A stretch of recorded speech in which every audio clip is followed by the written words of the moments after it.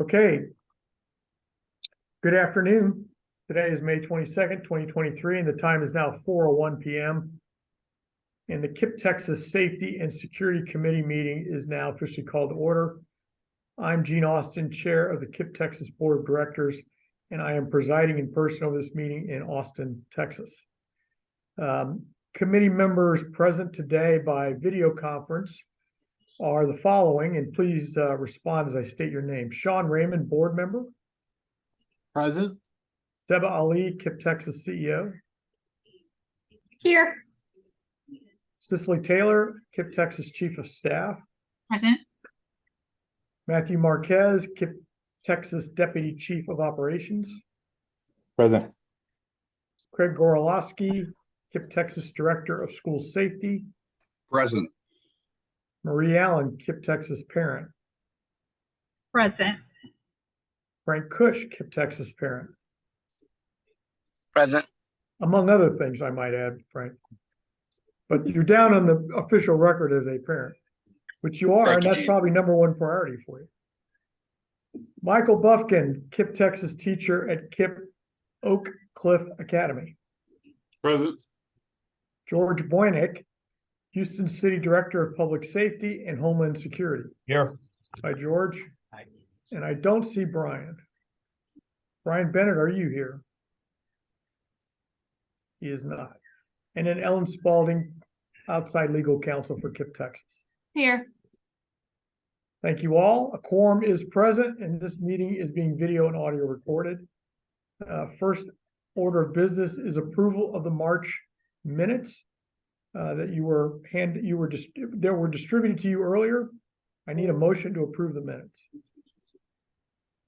So moved. Ellen, can I get a second? Second. Second. Okay. All in favor, say aye. Aye. Aye. Okay. Any opposed? All righty. Thank you very much. Next order of business is designation of key personnel and required national incident management, incident command trainings. So Craig Gorolowski, Director of School Safety, will now present the designation of key personnel and required national incident management / incident command trainings. Say that a bunch of times. Wow. Craig, I will turn it over to you. We've got that narrowed down to NIMS ICS. NIMS ICS. NIMS ICS. But we also have to spell it out so people understand what it is. So NIMS ICS, I brought this to the committee in the past. It is a required management system for incident control on emergency situations.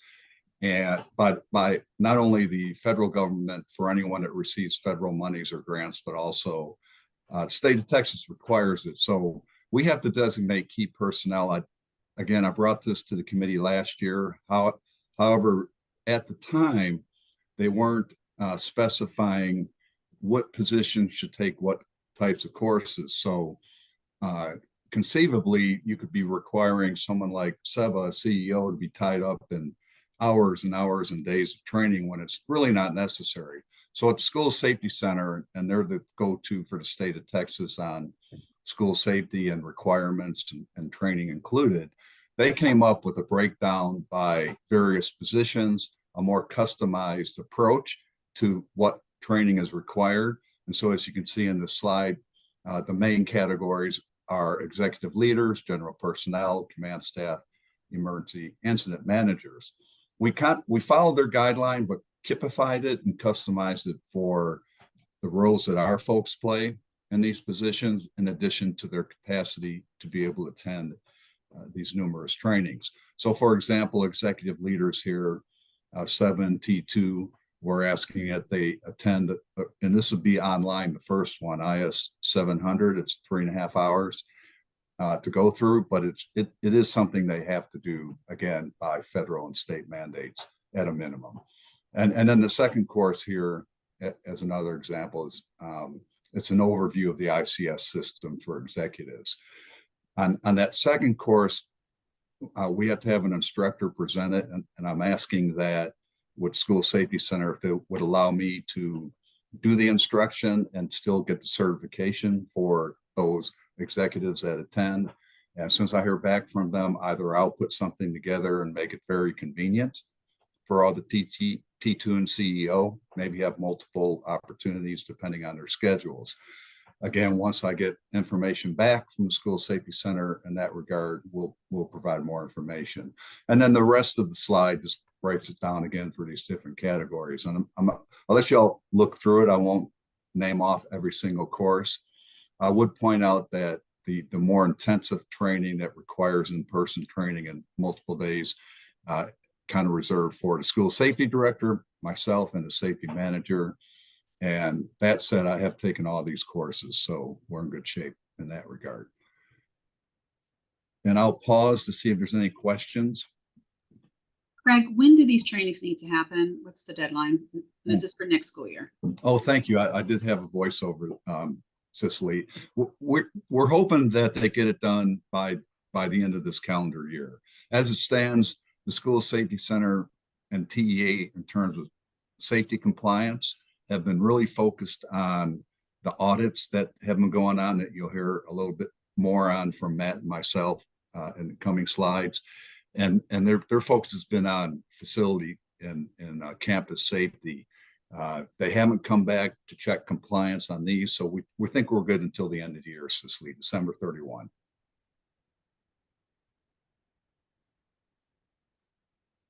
Okay, next up is, thank you for that, Craig. Next up, Craig will also give us an update on the Safe and Supportive Schools Program, SSSP.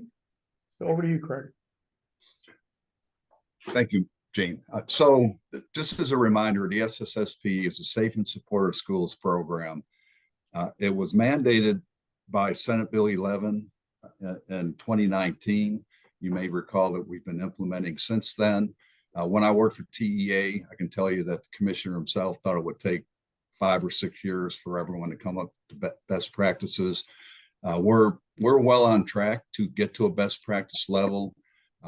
What is required is every team have a school threat assessment team, and it's made up of multiple disciplines and areas of expertise, as you can see in this list here on the slide. That each member has to go through 8 hours of training, and that has to be provided by either virtually to Texas School Safety Center or in person at a regional service center. Our folks have done a pretty good job of getting that training. We have confirmed with the School Safety Center that we've had 190 staff members from KIPP, Texas, obtain that training. The other thing we do have that's really great here at KIPP, we have a system that Matt acquired a few years ago, or a couple of years ago, Navigate 360. It tracks all the threat assessments that are going on with our students. Right now, we have about 90 for the whole school year. And it also tracks case management for interventions that are occurring with these students that are engaged in behaviors that either cause harm or would likely cause harm to students or staff or other folks in the schools. We also implemented, and this is new from when we first presented this last year, we have an oversight team now to oversee all the activities going on with these threat assessments of our students and to make sure that they're being properly conducted.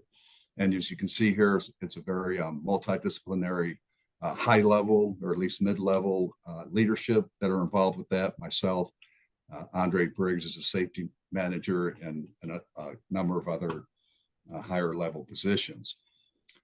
Moving on to the next slide, and this is give you a sense of the caseload. So what we did as an oversight team, we wanted to make sure that the school leaders and principals weren't missing incidents that involve conduct that the state law requires a threat assessment to be conducted for.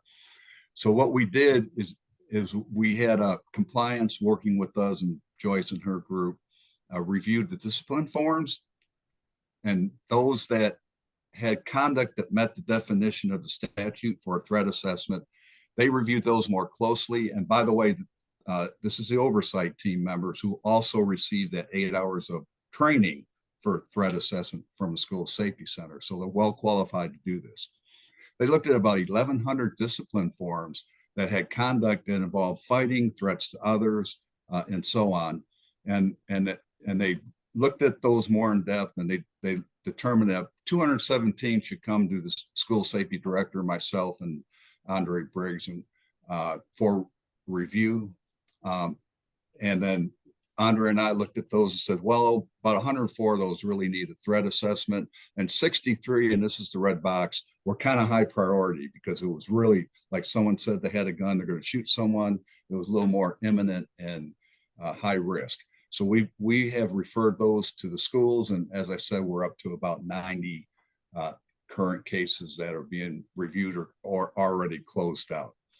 I don't want to get into too much statistics. I can always provide more information later via email or any other means you would like if you want to know more about those cases. But then again, we'd have to go on an executive session if we're going to get too specific. So with that, I'll close out this part of the meeting or agenda and see if there's any questions regarding our SSSP threat assessment program. Any questions, board or committee?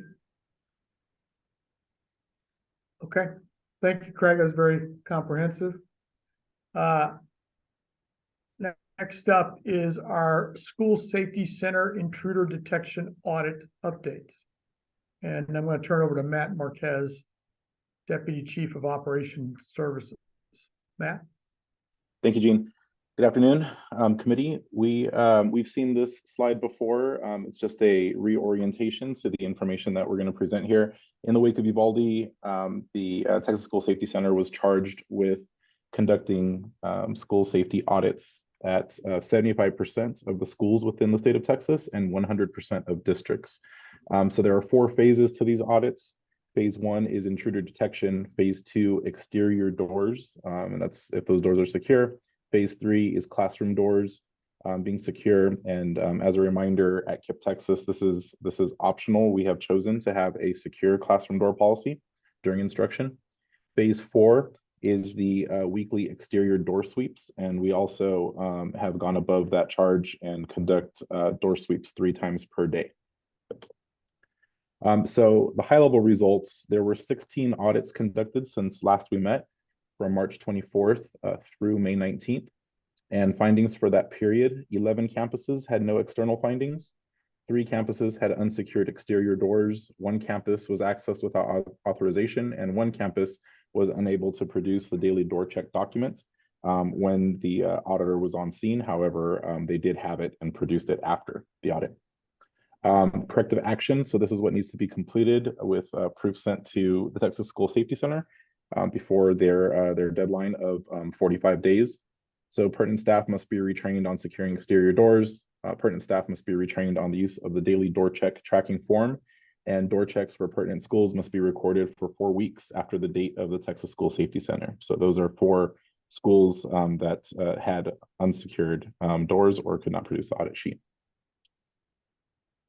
Any questions?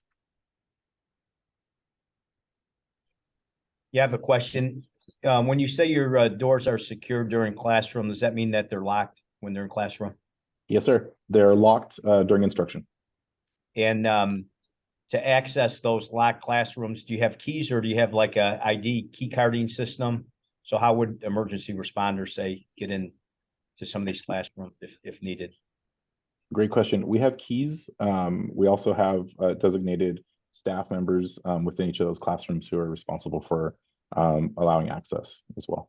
And each of our administrators on campus and our facilities teams have keys. Okay, thank you. Great question, George. Thank you. Okay, there are no further questions. We are going to adjourn to executive session. So the time is now 4:16 p.m. We will now adjourn to executive session pursuant to Texas Government Code 551.076, deliberation regarding security devices, personnel, and audits. We will return to this link at the conclusion of executive session. So we'll turn off the recording. And you all should have received an email with two. Okay, welcome back to open session. The time is now 4:42 p.m. And our last order of business is topics for the next meeting, which we think will be in the fall, but we always have to be flexible. And Craig, you're going to outline those topics. Yes, sir. Thank you. And I appreciate the note on flexibility, because we are kind of at the mercy of School Safety Center and their audits at this point. So coming up at that next meeting, we want to bring you a little more data that on the whole threat assessment, safety support schools program that I talked about earlier. What's going on is by June 30th, we have to report all that information from our threat assessments, and it's very lengthy. I won't bore you with the details, but it has to do with training on our team members, makeup of our teams, and then number of cases, and they've gotten to the point now where they want us to report outcomes of cases. So at the next meeting, once that report is finalized and we have all that information, we'll provide you more detail on what those cases look like and how the data collection went, and also the outcomes for the students that are being assessed. In addition, you may recall that last fall, the School Safety Center reviewed our emergency operation plan, and at the time it was the active shooter, active threat annex, and we ended up getting full compliance for those plans from the School Safety Center. They're coming back again this fall, and I'll give you more information at our fall meeting. They're going to review the main primary plan again, but then they're adding the severe weather annex and the train derailment annex that they're going to review. They provided templates as they continue to improve their processes, and we're going to have our EOP, severe weather annex, and train derailment annex match up to their requirements, and we'll work on this summer and bring it to you in the fall. And finally, we're going to start breaking down the SSSP program. We've mainly been focused on threat assessments, which most of the state of Texas and all the schools have been, because that's what, that's the legacy program. But again, Senate Bill 11 expanded it well beyond threat assessment to include working on school climate, multi-tiered systems of support, threat assessment, training, data collection and reporting, and finally emergency management. Next session, we're going to do a deep dive on school climate and what we're doing at KIPP to comply with state law in that regard. And that's the preview for the next meeting. If there are any questions, we'll take those now.